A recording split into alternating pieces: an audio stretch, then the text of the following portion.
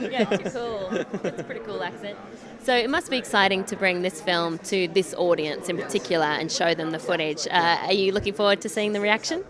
Well, we just showed 4 minutes, didn't we? And it was exciting, you know. I mean, it was pretty cool because you had 7,000 people in Hall H going crazy, and you're right, it's the absolute target demographic. If you had to pick the 7,000 people in the world you want to see this movie, it's the people in Hall H today, because they're queuing for 12 or 15 hours to come and see it. So they're going to, even if it was rubbish, they would love it, you know.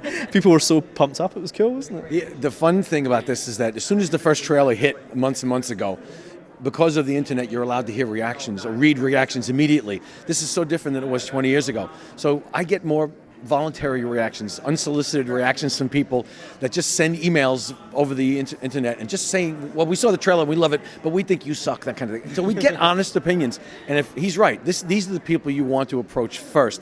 And Hollywood will come look at the reaction here. They use this as a test, and then they go from here. It's perfect. Now, we'll get comments about it that they may not like it, but this is a trailer. Everybody loves trailers. Yeah. So you know it's going to be They're good the reaction. best part. Absolutely. Except in this film, the whole film's awesome, honestly. I mean, I've seen it 3 times now, and usually, like, Man of Steel and all that, the trailer was the best part, you know. But, like, Lone Ranger or whatever, but this really delivers. And I kind of like the fact we're coming in at the end of a sucky summer and being a good film, you know. So hopefully, fingers crossed, we clean up, you know. So why do you think so many of these big blockbusters have failed at the box office? I can honestly say, this sounds horrible, but they haven't been very good this summer. Iron Man 3 was awesome.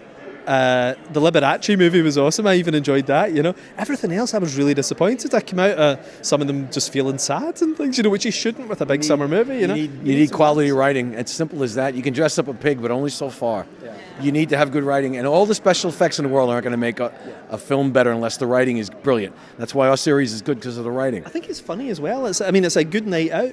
Like, you go and see, you know, if you take someone on a date to see Lone Ranger or something, you're never going to see that person again, you know. Whereas this feels like a fun night out, you know. So, well, we do have a knack for, if we have somebody that's a villain, they are Italian.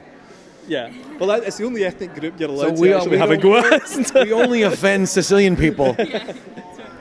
Well, it is really fun, but there's also some pretty hardcore action and violence in there, but it's treated in more of a light-hearted way, would you say? I mean, it's funny, but it's funny, and when it's scary, it's scary. Like, Tarantino does that so brilliantly. Like, Tarantino has you laughing, and then you're horrified, and we've just done the same thing, because it does feel like a comedy, but then there's some bits in it you can't believe what you're seeing. So this movie starts where Spider-Man and Iron Man draw the line. You know, this is superheroes for big people. Yeah, I like that. The process with us was, we've done comics for many years, and we apply this gorish violence to the same process that we do producing regular comics.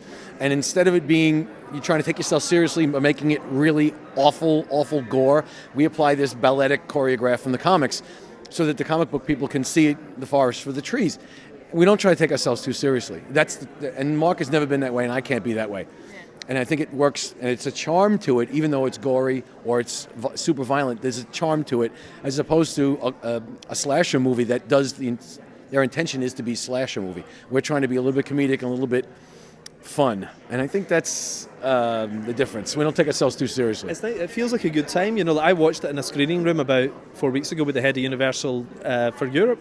And we both came out of it saying, "Oh, that was hilarious, that was what a great..." And you forget there's people murdered and heads cut off and all that, but it somehow feels like a great night out. It's not the most important part of the film, the violence.